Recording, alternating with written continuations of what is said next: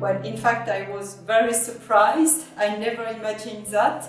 So it has shaken me a little bit. I was impressed, and I felt very limited for this role. But at the same time, I received this call with confidence.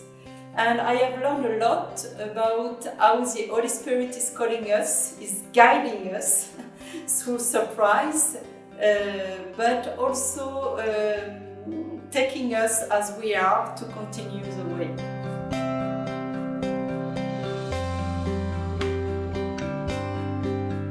I can already say that I have received this call from Pope Francis as a call from the Church and a call of God, in fact. So as religious, as woman, I felt that I can't leave this mission, this new service. It's really a new adventure for me, without being very deeply connected with the people of God, especially all the other religious, all the women. And I feel that I am just a little part of a big chain connected with many people who are also praying for me, I know, and I pray for them.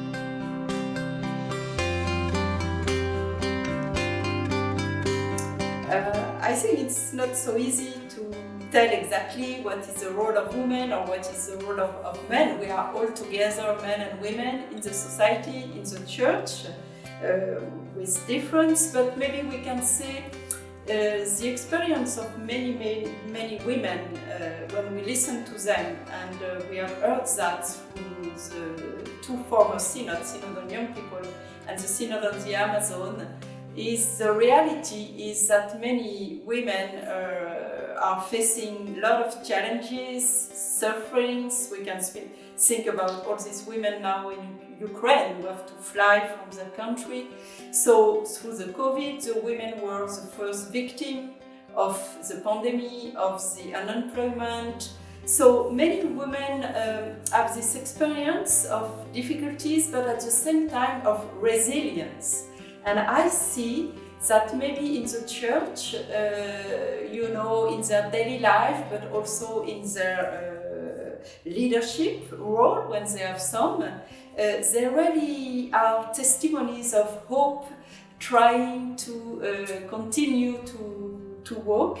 And the other thing also, I think many women are more, maybe they bring a kind of sensitivity of the importance of relationships and of cooperating together. So maybe they have also a kind of sensitivity of the importance of togetherness.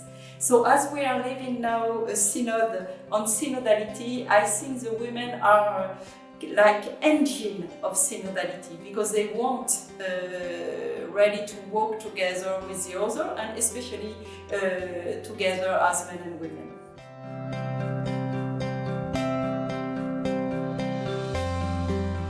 I think that we have to look at this. Of course, my appointment was made quite visible, but as I said, it's before me and after me. Pope Francis has appointed a good number of women in leadership role in the Vatican, and it's not just in the Vatican.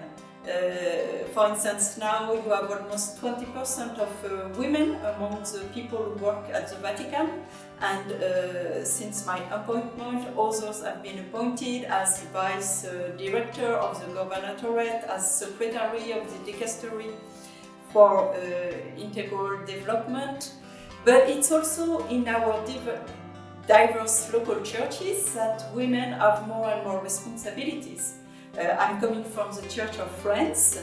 I was the first woman appointed director of the National Office for Evangelization of the Youth and for Vocations. At the Bishop Conference, you have now more and more women in leadership role. We can see also now women as General Secretary of Bishops' Conferences in some countries, as chancellors in some dioceses. Some are also very active in parishes. So, it's a long road, we can say. The role of women has changed in the society, with more and more women working and taking also being part of decision making. And it's also true in the church, but it's just the beginning. We still need to continue this way.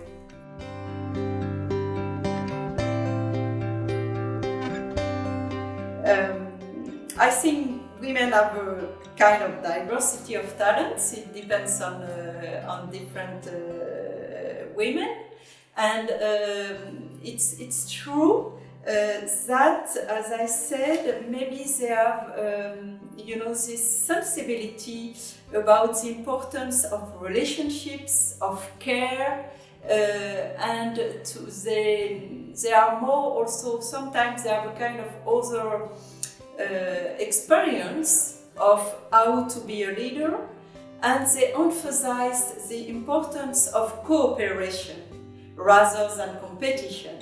And I think that at this time, at this moment where all the church is called to embrace a synodal conversion, and so that we become more and more a synodal church, all together, walking together and working together, women can really help to emphasize this culture of encounter, culture of dialogue, culture of mutual listening that is needed to listen to the Holy Spirit. And they bring, I think, this their concern also with the concrete life.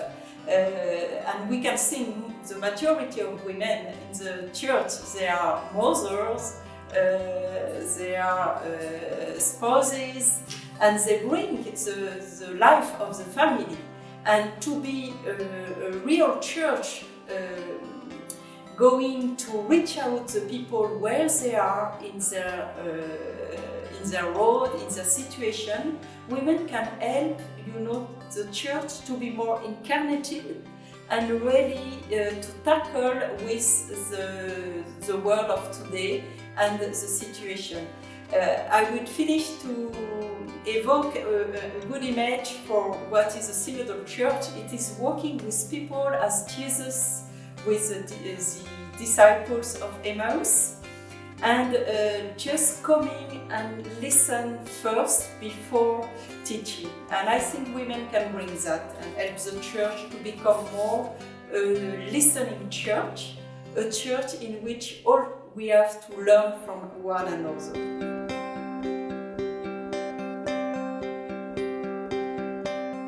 Well, the fact is, we can already see that in some countries, women are already going out from the church. It's true that in the United States, the surveys among the believers shows that for the first time, you have more men who are believers and committed to the church than women. And in many countries, when you have groups of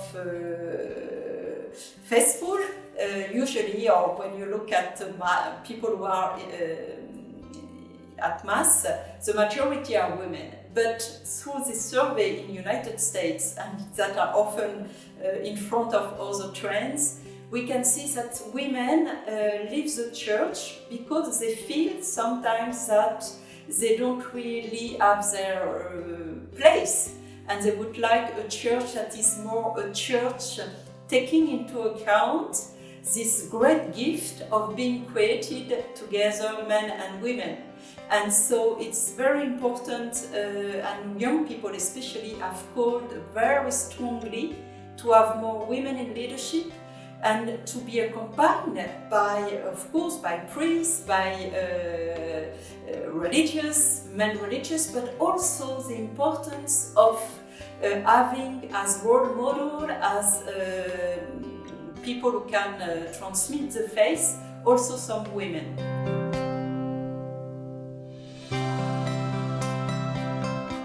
I would say it wasn't simple for me.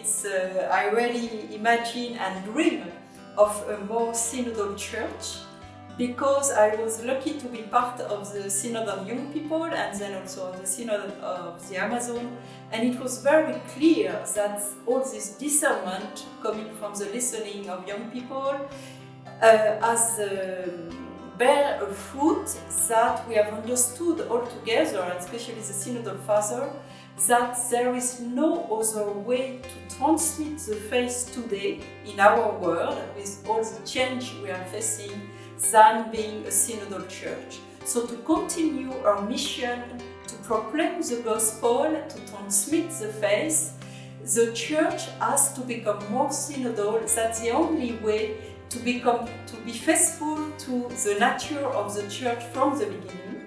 And synodality is a constitutive dimension of the church. But that means, as this synod is telling us, that means a church of communion, participation and mission, to continue to evangelize, to tell the good news of Easter. We need everybody. All the voices are needed and everybody has to be protagonist as baptized.